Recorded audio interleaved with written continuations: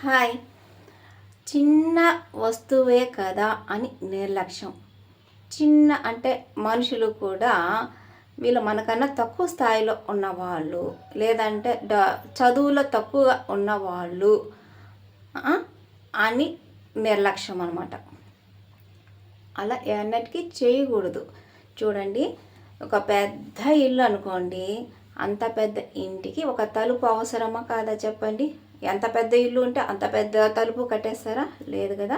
ఆ పెద్ద ఇంటికి ఒక చిన్న తలుపు అనేది అవసరం.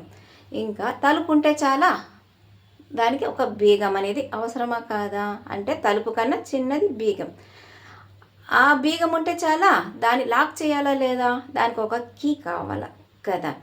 అంటే కీ అనేది చాలా చిన్నది, ఇల్లేమో చాలా పెద్దది. ఆ చిన్న కీ ఉంటేనే మీకు లాక్ ఓపెన్ అవుతుంది, లాక్ ఓపెన్ అవుతేనే మీకు డోర్ ఓపెన్ అవుతుంది, డోర్ ఓపెన్ అయితేనే మీరు ఇంట్లోపలికి వెళ్ళగలుగుతారు కదా. ఆ చిన్నదే.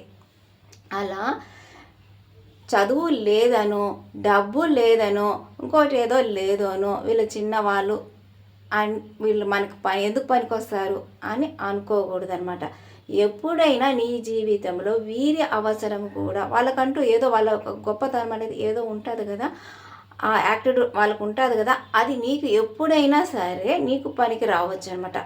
అలా చిన్నవి అని ఎప్పుడు కూడా అశ్రద్ధ చేయకూడదు కదా.